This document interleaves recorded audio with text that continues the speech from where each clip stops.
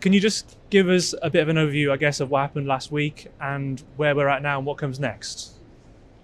Wow, what a week. I'm just blown away by what a milestone it is for the industry and for Great British Energy Nuclear. I think we're still reeling from the pace at which we've kind of got where we have.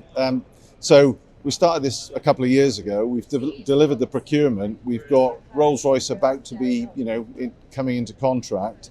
We've got a site allocated. We've met all our future workforce in Coleg Menai and up in Anglesey. So we've got a site. We've got a site allocated for our programme.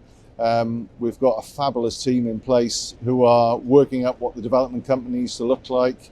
We've got to get the contract signed, which I hope will happen before Christmas. And we're up and running. So, for me, it's just an amazing set of achievements for the team, but also for the industry, because we're about to rejuvenate the nuclear industry on the back of Hinkley and Sizewell and now us.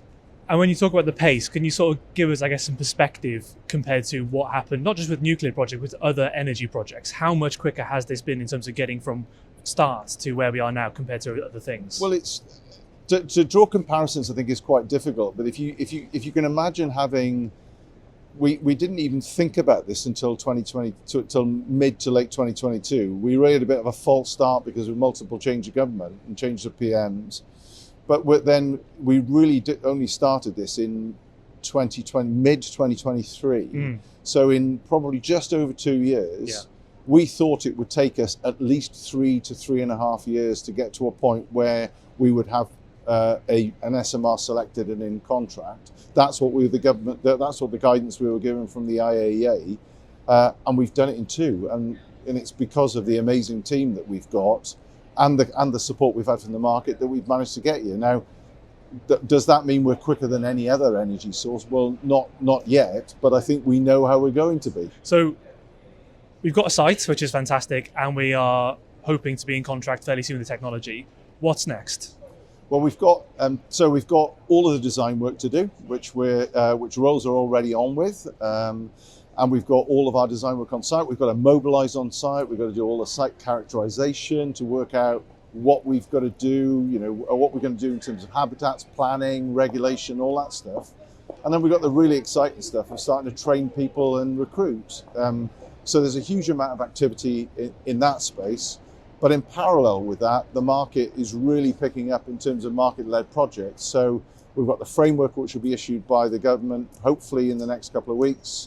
And then we'll be into discussions with the market about new market-led projects around the country. So there's just an enormous amount going on. And it's just a question of how on earth we deliver it all. So last week we had the announcement, we had 5 members of cabinet, including the Prime Minister and the Chancellor. We had the First Minister of Wales and 2 members of her cabinet as well. What was that like? Oh, it was bonkers, wasn't it? It was mad.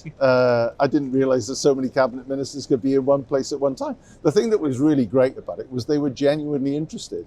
I mean, one, it was fantastic to see them interacting with all the apprentices and the local community, and you could see just a genuine.